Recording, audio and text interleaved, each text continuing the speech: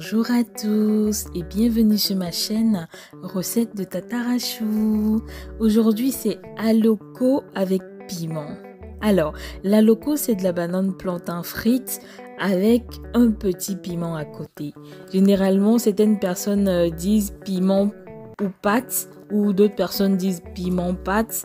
En tout cas, il y a une petite sauce bien pimentée qui accompagne l'aloko et vous pouvez manger l'aloko avec de la tiéké, avec du pain ou simplement. Et aussi, vous pouvez l'accompagner avec du poisson, du poulet, des œufs durs, des crevettes. En tout cas, il y en a pour tous les goûts.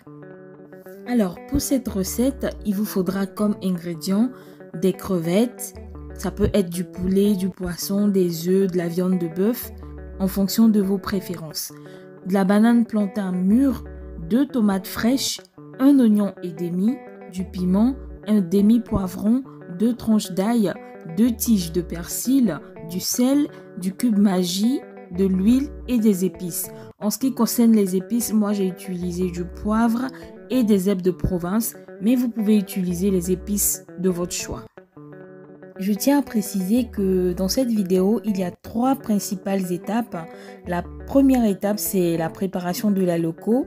La deuxième étape, c'est la préparation du piment pâte. Et la troisième étape, c'est la friture des bananes. Alors, passons à la première étape.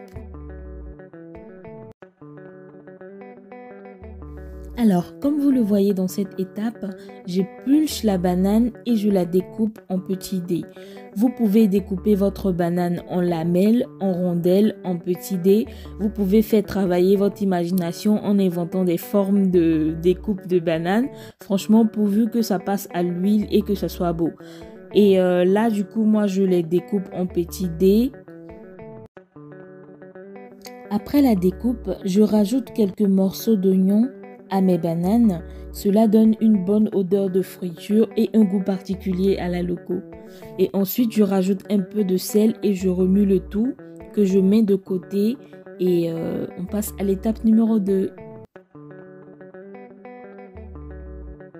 Je lave soigneusement mes crevettes fraîches que je vais assaisonner avec de l'ail et la moitié d'un cube Maggi poulet, du gingembre et du poivre.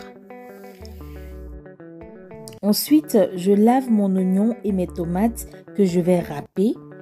Et comme je vous l'ai dit plus tôt, il y a plusieurs manières de faire le piment pâte. Et cette méthode-là, c'est la première méthode que je vous fais découvrir. Il y en aura d'autres. Alors, si vous n'êtes pas encore abonné à ma chaîne YouTube ou à mes pages Facebook, Instagram et TikTok, n'hésitez pas à vous abonner et d'activer la cloche de notification. Alors, je réserve donc ma tomate et mes oignons râpés dans un bol. Ensuite, je vais découper de l'ail, du persil et le reste de l'oignon. Alors, dans une poêle, je renverse une grande cuillère d'huile à laquelle je rajoute mes crevettes pour les faire cuire. Quand elles ont bien doré, je les retire du feu, puis je rajoute de l'oignon et de l'ail que je fris pendant 1 minute.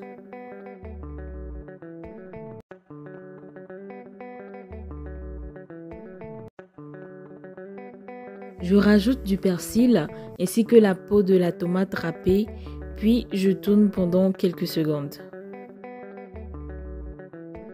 Ensuite, je rajoute à ce mélange mon oignon râpé et mes tomates râpées, un peu de piment découpé en petits morceaux et je remue le tout pendant quelques minutes.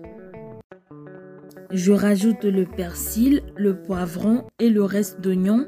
Je laisse cuire pendant 3 minutes, puis je rajoute mes épices, c'est-à-dire le poivre, le gingembre et les herbes de Provence, puis la moitié du cube Maggi poulet et je remue bien le tout que je laisse cuire pendant 5 minutes. Enfin, je rajoute une autre cuillère d'huile, mes crevettes, un peu de sel si besoin est, et je remue le tout pendant 2 minutes et après les 2 minutes, la pâte est prête.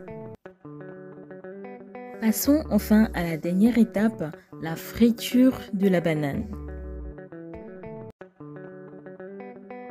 Pour frire votre banane, il vous faut renverser dans une poêle ou dans une petite casserole un demi-litre d'huile et cette huile doit être hyper chaude avant que vous ne renversiez la banane.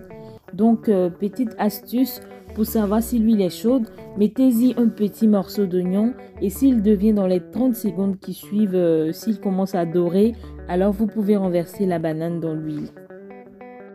Et donc, la cuisson de la banane est semblable à celle des pommes de terre quand vous faites des frites par exemple.